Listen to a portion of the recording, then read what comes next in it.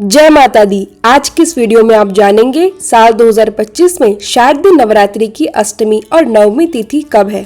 जो लोग नवरात्रि के पूरे उपवास नहीं रखते लेकिन अष्टमी के दिन कन्या पूजन करते हैं, उन्हें किस तिथि में व्रत रखना होगा, कन्या पूजन का शुभ मुहूर्त क्या रहेगा, ये सारी बातें आप आज की इस वीडियो में जानेंगे। इस बार शारदीय नवरात्रि 22 सितंबर सोमवार से प्रारंभ होकर 1 अक्टूबर बुधवार को समाप्त हो रही है। इस बार नवरात्रि में पूजा करने के लिए 9 नहीं बल्कि 10 दिनों का समय प्राप्त होगा। 10वें दिन मां सिद्धिदात्री की पूजा की जाएगी।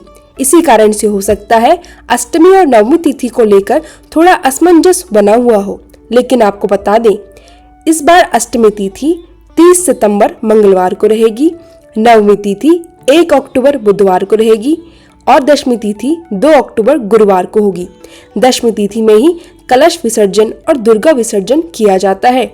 अष्टमी तिथि प्रारंभ हो रही है 29 सितंबर सोमवार को शाम 4:32 से, समापन होगा अगले दिन 30 सितंबर मंगलवार को शाम 6:06 पर। वैसे तो अष्टमी तिथि 2 दिन की लग रही है, लेकिन सूर्योदय व्यापिनी तिथि 30 सितंबर मंगलवार को ही रहेगी और इसी दिन अष्टमी की पूजा होगी। कन्या पूजन जो लोग अष्टमी के दिन करना चाहते हैं उन्हें भी इसी दिन कन्या पूजन करना होगा। जो भक्त केवल पहला और आखिरी उपवास रखते हैं और अष्टमी के दिन उनके यहाँ कन्या पूजन होता है, उन्हें 29 सितंबर सोमवार को सप्तमी तिथि में उपवास रखकर फिर 30 सितंबर को कन्या पूजन करना चाहिए। अब जानते हैं 30 सितंबर मंगलवार के दिन अष्टमी तिथि के शुभ मुहूर्त। सूर्योदय होगा सुबह 6:22 पर, सूर्यास्त शाम 6:11 पर, ब्रह्म मुहूर्त होगा सुबह 4:46 से 5:34 तक। अभिजीत मुहूर्त होगा सुबह 11:73 से 12:40 तक। राहु काल होगा दोपहर 3 बजे से 4:30 तक। तो अष्टमी की पूजा आप सुबह 5:01 से सुबह 6:13 के बीच कर सकते हैं। इस समय आप हवन पूजा आदि सभी चीज कर सकते हैं। हवन आदि करने के बाद कन्या पूजन करना चाहिए। कन्या पूजन का शुभ मुहूर्त होगा 30 सितंबर को सुबह 6:22 से लेकर 11:55 तक। अब बात करते हैं नवमी तिथि की। नवमी तिथि मनाई जाएगी 1 अक्टूबर बुधवार के दिन।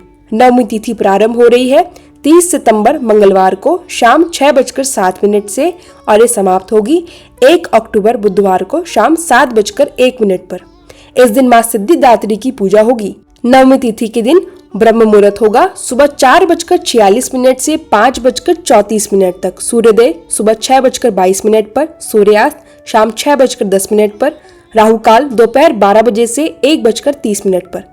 कन्या पूजन का शुभ मुहूर्त होगा सुबह 6:22 से 11:50 तक। इस बार नवमी तिथि पर शिववास का संयोग बन रहा है। शिववास होगा मां गौरी के साथ, जो कि शाम 7:01 तक रहेगा।